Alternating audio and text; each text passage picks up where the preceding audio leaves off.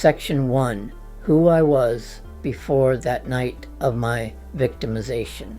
The interrogation room smelled like old coffee and disinfectant. Under the fluorescent lights, 2 detectives fired questions at me, their eyes hard, their minds already made up. They never asked who I was, never asked about the life I'd lived before October 1st, 2004, never wondered if the man sitting across from them, blood still covering my shirt, shorts, socks, and sneakers, was capable of what they suspected. My name is Bruce. This section isn't about proving innocence through alibis or opportunity.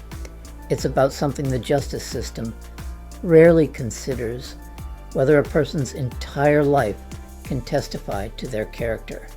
I grew up knowing violence intimately, not as the one who inflicted it, but as its target. My parents taught me what fists could do, what emotional starvation felt like. Most children learn love first. I learned its absence. That education shaped me, but not in the way you might expect. Where others might have continued the cycle, something in me chose differently. Call it instinct. Call it a vow, made too young to remember clearly. I would be gentle, not just in words or intentions, but in those split-second moments when the body acts before the mind can think. The detectives didn't care about any of this. They had their unshakable theory, and no amount of evidence or observation would matter to them. They had a woman's lies. They didn't need or want to know who I was, and how impossible it would be for me to harm anyone. Chapter 1. Growing Up, the Birth of Shame. The water at the Y was warm against my skin. I am 4 years old, maybe 5. I floated near the wall, weightless. My instructor encouraged me to swim to her, out there in the deep end of the pool. I got scared, arms flailing, chest burning. Then I saw her, my instructor, floating just out of reach. She was probably in her late teens or early 20s. I jumped, my arms locked around her neck. She steadied me, didn't push me away. My heart hammered against her shoulder. She held me until the panic passed, safe, but something else lingered.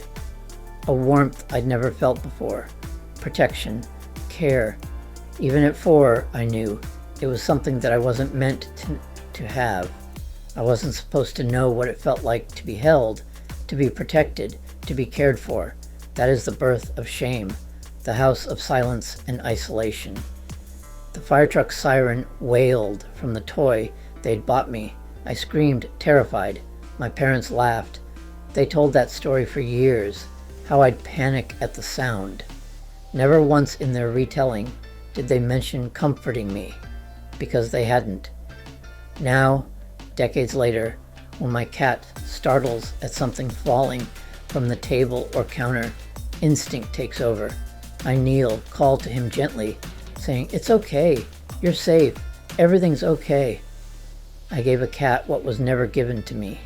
My father, Bruce Sr., moved through our house like a ghost, present but unreachable. He provided. That was love, apparently.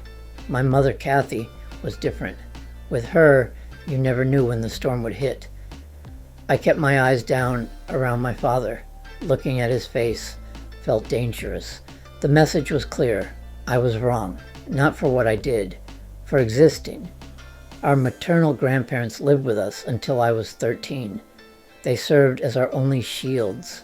I remember Grandma standing up for me, her frail voice telling my parents, "Don't hurt Bruce." Her voice thin but firm. That small moment, that whisper of resistance, was the only time someone tried to intervene. Grandpa worried when I helped with the garbage, afraid I'd lift too much. Then they died. Assaults, emotional deprivation, and indifference. My mother was so volatile. I could never predict when the storm of her rage would strike. When it did, I would be slapped, punched, pushed, kicked, or she'd throw something at me. My father hit less often. This wasn't discipline. Discipline has rules. This was chaos. We vacationed at Disney World. had an in-ground pool, did all the things families do. But joy? I have no memory of joy with them. They did things for us, never with us. The first vow, to never be like them. I made a vow in the quiet of my childhood, early teenage bedroom. I will never become like them. I will never lose my temper. I will never let anyone feel unsafe because of me. I would spend my whole life keeping that promise. The arrival of a protector. Paul moved to our neighborhood in 3rd grade.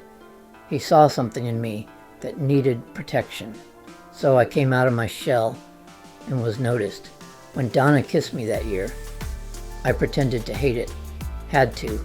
Boys were supposed to hate girls at that age. The rules would change later, but the damage was done. In junior high, Paul wasn't in my classes, but he watched out for me in the neighborhood. Thomas, from our old neighborhood, pulled me aside the first week. 9th graders might pick on 7th graders. Tell me if it happens. It rarely did. When it did, Paul handled it. Once, biking up a hill, a dog charged us. I froze. Paul jumped off his bike and chased the dog back across its own yard. The dog, on its own territory, ran from him in fear. He never asked why I couldn't move. He just acted. The arrival of family and a deeper shame. 7th grade, age 13. My mother reconciled with her estranged sister over something I never understood. Suddenly, we had family. Linda, Sharon, and Karen, my adult cousins. Their children, Barbara and Dan, were my age. Dan joined the neighborhood boys for tackle football, bodies crashing, fighting for dominance. I watched from the sidelines. Even in childhood kickball, winning had turned my stomach. Someone else had to lose for me to win. The equation never balanced. Barbara and I talked instead. About school, about books, about nothing. When we said goodbye, we hugged. Normal cousin behavior. An invisible shell, the complete silence of selective mutism. I am 14 years old. Paul, Carrie, and I shared a paper route through our sprawling neighborhood. Knocking on doors, collecting payments, forced words from my throat. I'm collecting is all I had to say, but it was still something. I was still approaching everyone in the neighborhood, and there were only half a dozen people out of all the people living in some 50 houses. This was a big deal for me. Simple transactions. But at school, still nothing. Not a word in class. Teachers stopped calling on me. 15. The paper route expanded my boundaries, but school remained a tomb of silence. 16.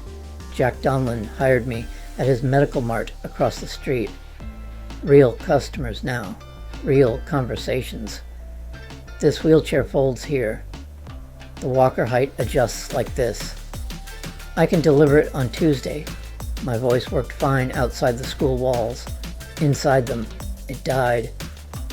I hiked Ragged Mountain every chance I got, 10 years old to 18. The trees never asked why I couldn't speak. A second vow, I was about 17, and my sister and I argued over the channel we would watch on TV. I stood too quickly. She flinched, cowered. The shock hit me like cold water. I'm not going to hit you. Everything shifted. I saw what I'd become in her eyes, someone to fear. That night, the second vow, no one will ever fear me. In a home where fear was a weapon, I rejected it. The joy of extended family. Tainted with jealousy, beginning when I was 13, family gatherings had become routine. 3 years of Sunday dinners, holiday celebrations. Barbara and I had grown closer. When she hugged me goodbye, something twisted in my stomach. Not the hug itself, that was innocent, cousins being cousins. But my mind began to second guess. Was I holding on too long? Did I want this too much? I was too shy to ask any girl out, too silent at school to even try. Maybe my starved need for connection was making something out of nothing. Maybe I was the one making it wrong. Then my mother noticed my general preference for my aunt and cousins over her. "You certainly seem to prefer them to us." Her voice casual venom. I said nothing. Later, "Do you think they're going to let you live with them?" The question hung in the air. Sharon, Karen, or Aunt Maureen.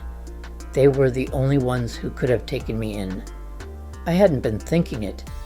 Now I couldn't stop. "They have their own lives," was another thing I remember Mother saying, making me wonder if I was just being tolerated because I was family. I also knew I wanted to be a parent early on.